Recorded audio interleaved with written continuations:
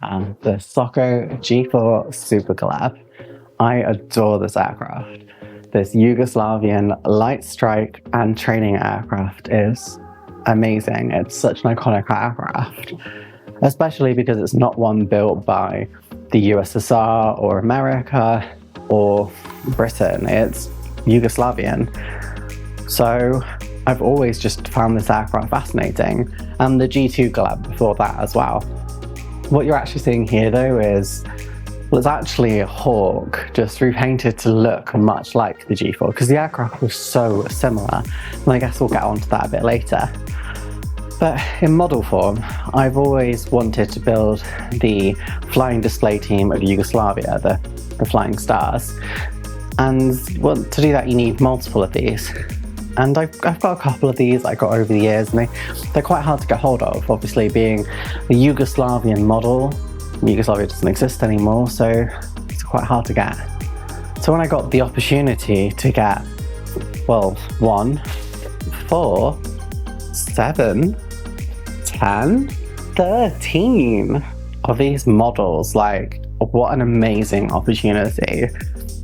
Now these models are from Yumo, and we'll go into that a little bit later, but I just finally had the opportunity to build these and also not be ruled by some fear that these are going to go wrong, as I guess everyone has had happen. If you do a kit wrong normally, you can get a spare part either by getting a replacement kit or ordering it from the manufacturer, but that is not an option with these kits. So, hey guys, it's model making time, and my name is Muzz Modeler, and well, I'm just an average model maker who is obsessed with aviation. And today we are of course looking at the Soko G-4 Super Galeb. This model is from Yumo, and well, we're going to go through a little bit of a history about the Soko G-4 Super Galeb.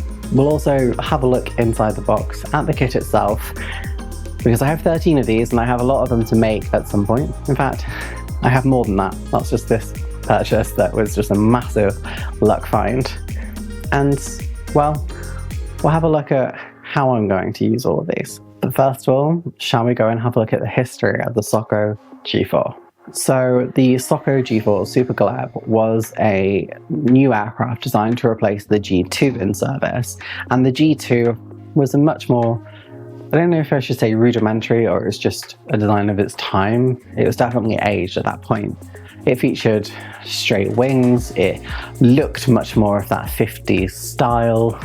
It just wasn't an aircraft for the modern era of jet training. Whereas the aircraft that were starting to be developed and introduced, things like the Hawk, the Alpha Jet, they were much more sleek. They featured sort of fighter style design compared to the straight-winged and large aircraft that preceded them.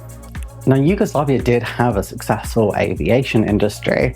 They had the G2, as we've mentioned previously, but they also had a number of propeller aircraft as well, particularly trainers, and they were working on other aircraft too. So an example would be the IAR-93 or Soko J-22, which was the Oreo, which was a strike aircraft that sort of looks like the Jaguar. Now that aircraft was in service with Yugoslavia and with Romania, and actually remains in Serbian service at the moment, apparently undergoing a modernization program, but you see various reports on this. Now, one of the projects that Yugoslavia was working on was the Novi Avion, which was going to be their sort of canard fighter, the project of the future of Yugoslavia. That never came to fruition. I believe it only really had sort of some tunnel testing for sort of the shape of the aircraft. It never got really developed any further due to the collapse of Yugoslavia. Beginning development in the late 1970s, this aircraft was powered by a Rolls-Royce Viper engine, a power plant that was used in so many aircraft. Now, its first flight took place in 1978, and proving to be a successful design, it went on to enter production in 1982 before entering service with the Yugoslavian Air Force in 1983. The aircraft was much more modern looking. It's kind of comparable to the BAA Hawk, although from what I've seen and understand, it doesn't perform quite as well. it's not as fast, and I believe as a result it's not quite up to the same scale of maneuverability. However, it was the perfect platform to train pilots to move on to fast jet fighters. It really was a successful aircraft, serving with Yugoslavia and also getting exports to Myanmar. The Yugoslavian display team was the Letije Zvezde, which was the Flying Stars. Their colour scheme in the Yugoslavian flag colours of blue, white and red, with literal stars on the underside of the aircraft. To many, they probably look like the red arrows in some sort of alternative reality, but they were a pretty good display team. They still have performances on YouTube and on some DVDs and VHSs, which I'm desperately trying to get hold of. In fact, I have also seen some follow-up virtual display teams, but I can't see that any that are particularly active anymore. The Flying Stars were a display team that moved on from the 4 G2s onto the 7 G4 Super Galebs once they were available, and they flew for quite a long time. Again, due to the conflict in the region, the aircraft were destroyed, and that was the end of the display team.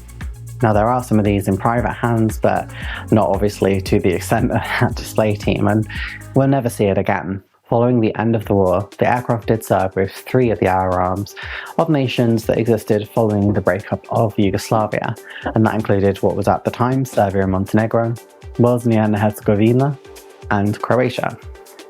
As of now, only one of these air arms still operates the type, and that is Serbia. There has been some debate about whether or not they should modernise the type or just replace it entirely. I think there's an aspect of national pride, being sort of indigenous aircraft, obviously Yugoslavian and now Serbian, so I think there's a lot of pride of keeping these aircraft going. That's probably why things like the J-22 has been, well, modernised or is undergoing that alleged modernisation, and the G4 has been kept for so long. But the reality is these aircraft are getting increasingly hard to service. That's why Myanmar has reduced their usage of the type considerably, to the point where they're getting rid of them, and well, Serbia is struggling to sort of keep all of them active at any one point, and the same goes for the J-22. So it is likely that this aircraft is heading to the history books, or more accurately, probably heading to private ownership. So when looking at the Soko Galeb, I guess we should think about the models that we can make, because this aircraft is not destined to be flying in great capacity for, well, much longer. So the kitster of this kit. This aircraft was released by Yumo, which was Yugoslavian models. I'm assuming that's what the Yumo stands for, but I couldn't see anything specific. It was a tool of their own creation, and they released multiple boxings of this kit. This boxing that I have, the sort of blue boxing, is the most, I guess, numerous boxing. There were some other boxings afterwards, including a Flying Stars Letije Zvezde boxing, which had decals for the display team. That boxing seems incredibly hard to get, however, and I have never managed to get one. I do have some decals for the Flying Stars, but I mean, I only have one set, so that's a problem when I need to build 7 of them. Overall, the boxings were pretty much the same, but you got comprehensive decals in the boxings to build pretty much any of the main operators at the time that the aircraft was being produced, or the model kit was being produced. Post-market decal options are not particularly prominent. Pretty much only Lift Here has made them, from what I can see. There have been a couple of other manufacturers. I think Aeropoxy at one point made a G4, but yeah, it's not clear like why the injection molding hasn't continued, except I remember at one point I sent an email, and I don't have this anymore. I actually keep my emails quite clean, and this was a very, very long time ago, and I didn't really think about the importance of this at the time. But I remember sending an email to someone saying, hey, I can see that you've got this kit. Are you going to do it in like any other boxings? Like, is it sort of similar to the Yumo kit? Because that's really hard to get hold of. And I remember getting this email back that said, essentially, after the collapse of the country and the company, the aircraft mold was split. So a couple of different people had different parts of the kit. And that meant that no one could actually produce just one injection molded kit. I have no idea how true this is. This is just from one email I had at least 3-4 years ago that I just didn't keep. In fact, it was potentially even longer ago than that. It could have been as far back as 2016.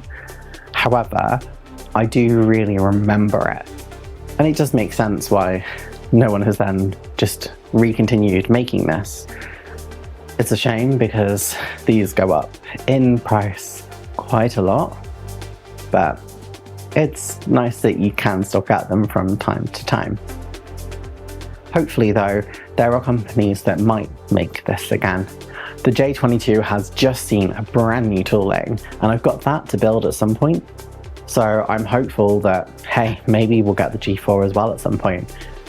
I mean, if they're already building the Oreo, which is, I don't know, just as obscure, potentially even more obscure, then hey, maybe we'll get this too. Now that we've done the kitstery, I guess it's time to go and have a look inside the box and have a look at what we're getting. Before we get into the unboxing day, make sure you are subscribed to the channel down below, and whilst you're there, leave a comment. What's your dream model kit that you tried to get hold of? And if you want to support the channel more in these, quite frankly, absurd purchases, then feel free to become a channel member. There are 2 levels. The difference is advanced kits get shouted out at the end of each video.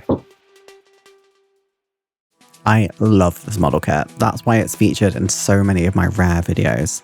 The Yugoslavian trainer and light strike aircraft, the G-4 Super Galeb from Yumo in 1/72, and the artwork on this is just lovely. Again, it's not the most action-packed in the world, but it's definitely unique.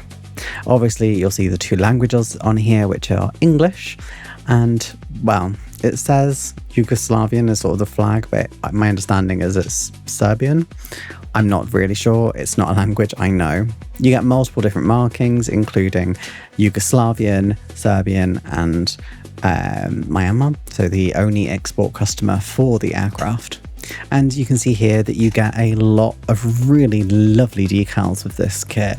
And again, considering this kit, it's quite small, it's just the size of a Hawk. This is better than what you get with a lot of aircraft today, to be perfectly honest. The detail overall on the kit as well is quite nice. Again, you've got to be considerate of its age of when this kit originally came out all the way back in 1997. It's probably comparable to the earlier Hawks that came out from Airfix and Revell. If anything, maybe a bit nicer than the original toolings that came out. You can tell the shape of the aircraft is very similar, but the wings do give away that this is not a Hawk. It is something very different.